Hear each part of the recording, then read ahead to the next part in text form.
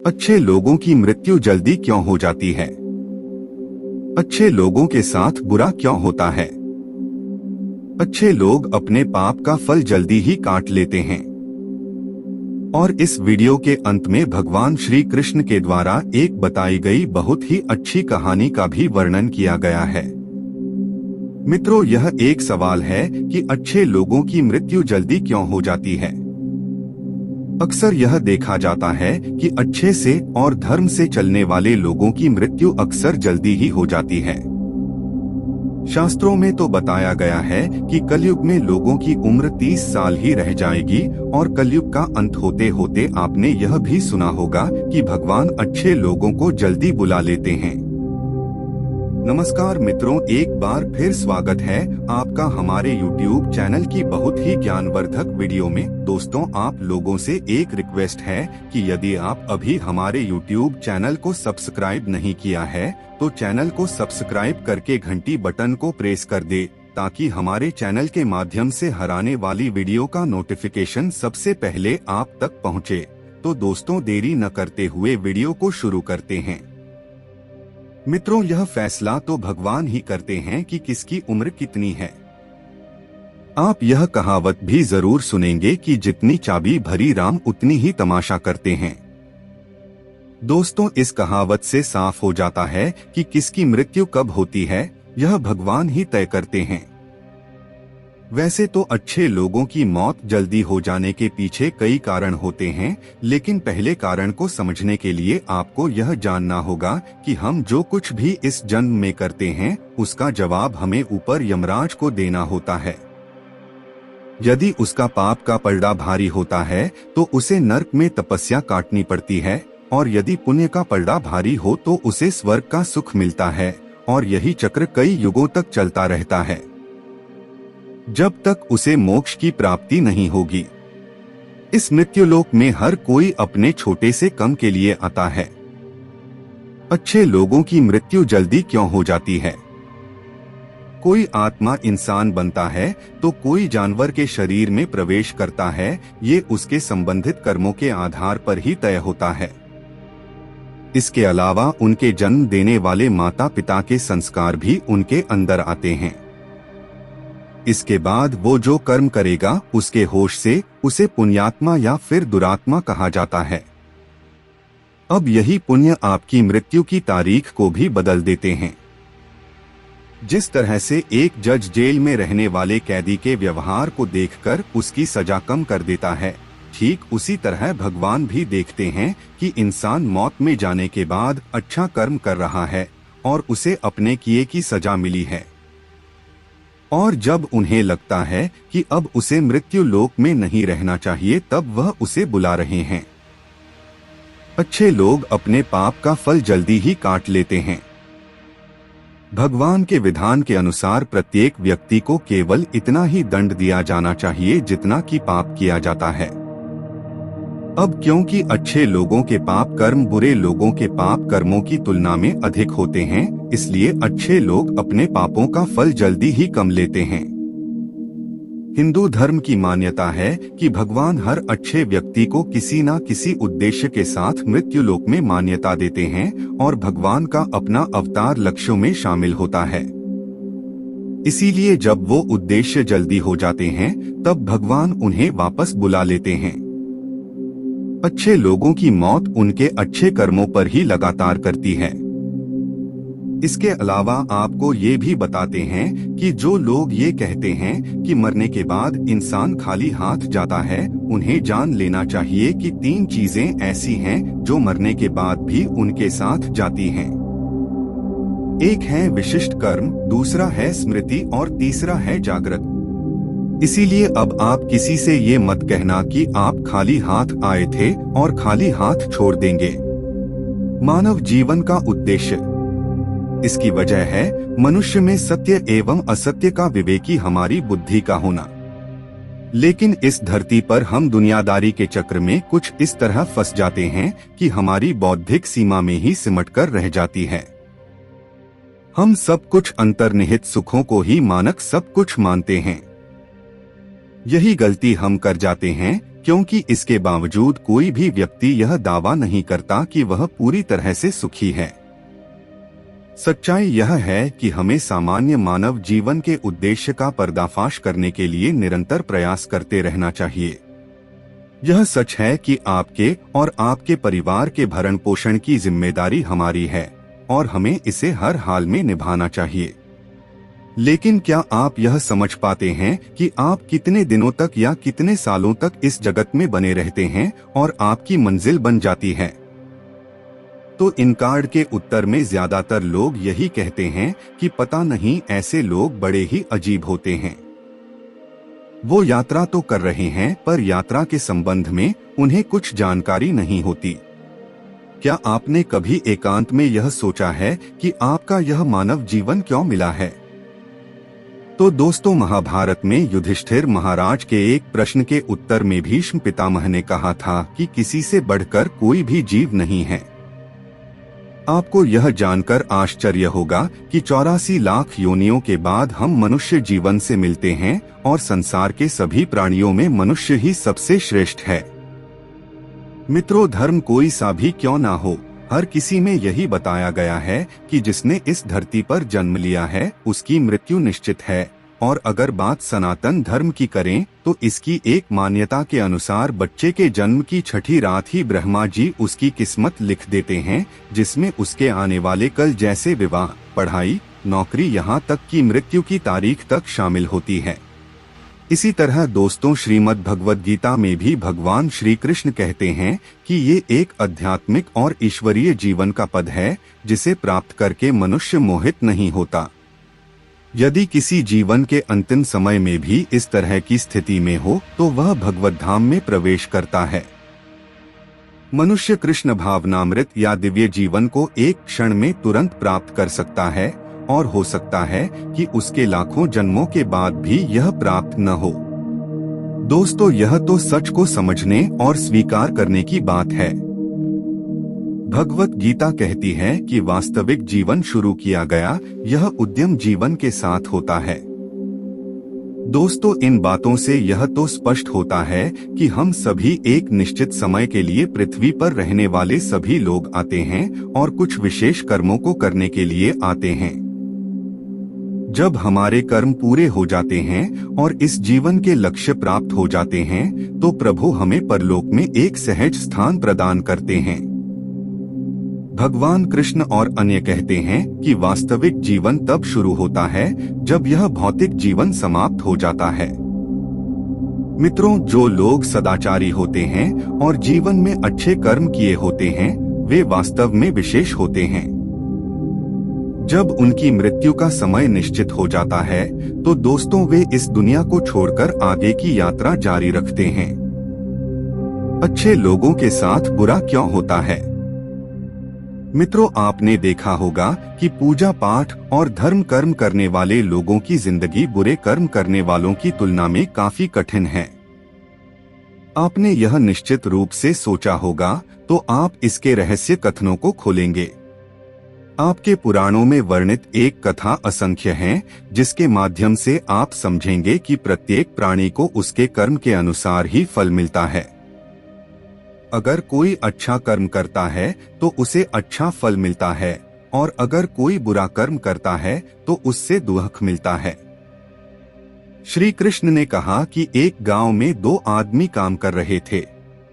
उनमें से एक बड़ा ही धार्मिक था और रोज मंदिर जाता था और भगवान की पूजा करता था, लेकिन दूसरा आदमी नास्तिक था और वह भी रोज मंदिर गया था और वहां से उसने जूते, चप्पल और दाल पत्ती से पैसे चुरा लिए थे।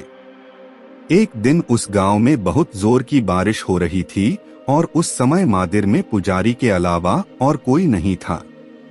नास्तिक वाला मंदिर गया और उसने तुरंत ही सारा धन चुरा लिया और वहां से चला गया। उसी समय आस्तिक वाला आदमी भी मंदिर गया और भगवान की पूजा करने लगा। उसी समय मंदिर के पुजारी ने उसे देख लिया और उसे ही चोर समझ लिया। गांव के बाकी लोग भी आ गए और बचकर निकल गए। रास्ते में वह एक बार टकराया और घायल हो गया। आस्तिक व्यक्ति को वह व्यक्ति मिला जिसने मंदिर में चोरी की थी। करोड़ों कल्प जाने पर भी पाप कर्म का बिना भोगे नाश नहीं होता। कुछ समय बाद दोनों व्यक्तियों की मृत्यु हो गई और वहां आस्तिक व्यक्ति ने यमराज से पूछा कि उसके साथ ऐसा क्यों हुआ। यमराज ने कहा कि जिस दिन तुम पर झूठा आरोप लगाया गया था उस दिन तुम्हारा जीवन समाप्त हो गया था, लेकिन तुम्हारे द्वारा किए गए अच्छे कर्मों के कारण तुम बच गए। यमराज ने कहा कि दूसरी ओर किसी व्यक्ति के भाग्य में एक राजा बनना लिखा था, लेकिन उकेसे पाप कर्मों के कारण वह एक मामूली चोर बना रहा। मित्रों, दूसरे और शास्त्रों में यह भी बताया गया है कि करों कल्प अनुमान जाने पर भी पाप कर्म का बिना भोगे नाश नहीं होता। इसलिए जो व्यक्ति पाप करता है वह हो सकता है कि आज खुश हो, लेकिन उसे अपने पाप का फल कभी नहीं तो कभी छोटा नहीं मानता। इसी तरह से एक कहानी यह भी है कि एक बहुत ही ज्यादा पापी व्यक्ति एक रास्ते से जा रहा था और वहां बहुत सारा सोना मिल गया, और जब उसी रास्ते से एक अच्छा और धर्मात्मा व्यक्ति जा रहा था जिसे कांटा लग गया और वह जोर से जमीन पर गिर गया। वहां के कुछ लोगों ने सोचा कि यह तो बड़ा गलत हो गया, और फिर वे दोनों आदमियों का चक्कर ले गए एक पंडित को दिखाई दिए। पंडित जी ने बताया कि वह जो पापी व्यक्ति है उसकी नियति में राजा बना था, लेकिन उसके द्वारा पाप के कारण उसे इतना सोना ही केवल मिल पाया है। दूसरी ओर भले ही किसी भी धर्मात्मा के जीवन का आज आखिरी दिन था, लेकिन उसके द्वारा अच्छे कर्म किए गए, क्योंकि उसे केवल एक कांटा ही लगा और वह बच गया। क्या अच्छे कर्म करके बुरे कर्मों के फल से बचा जा सकता है? शास्त्रों में बताया गया है कि व्यक्ति को अपने अच्छे और बुरे कर्मों के फल अवश्य ही पड़ने वाले होते हैं। अच्छा कर्म करने से अच्छा फल मिलता है और बुरा कर्म करने से बुरा फल मिलता है। हमें अच्छे और बुरे दोनों कर्मों के फल भोगने वाले हैं। भगवत गीता में भगवान श्री कृष्ण कहते हैं कि कर्म की गति आसान नहीं है। इसका मतलब यह है कि यह फाइल बड़ी मुश्किल है कि हम में से कौन जन्म से कर्म करेगा और कौन जन्म में हमें उसका फल मिलेगा। हो सकता है जिस पाप के कारण आज आपके साथ बहुत बुरा हुआ कि आपने हजारों जन्म पहले किए हो। इसके अलावा हो सकता है कि आपने कोई पाप अनजाने में किया हो जिसके बारे में आपको कुछ पता ही न हो। क्या धोखे से सबसे नए पाप कर्म का फल मिलता है? कर्म का सिद्धांत अचूक है। यदि आप कोई गलत कर्म करते हैं तो आपको उसका फल अवश्य मिलता है, चाहे आप उसे जानबूझकर या अनजाने में। शास्त्रों में एक बहुत ही अच्छा उदाहरण देखने को मिलता है, जो यह है कि अगर आप अनजाने में छुए तब भी आपका हाथ तो जलेगा ही। शास्त्रों में ऐसी कई कहानियां इसी तरह से होती हैं कि अनजाने में पाप का फल भी लोगों को मिल जाता है। एक कहानी है पांडवों के पिता महाराज पांडु की, जिन्होंने एक हिरण को तीर मार दिया। वे उस समय नहीं जानते थे कि एक ऋषि ने हिरण का रूप धारण किया था और ऋषि ने उन्हें श्राप दिया था, जिसके कारण आगे चलकर उनकी मृत्यु हो गई। सहस्त्रों के अनुसार क्षत्रिय राजाओं को शिकार करने की छूट है और हिरण को गिराना कोई पाप नहीं था, लेकिन पांडु यह नहीं जानते थे कि हिरण के रूप में वे एक ऋषि हैं, जिनके कारण वे इतने भयंकर श्राप मिले कि उनकी मृत्यु हो गई।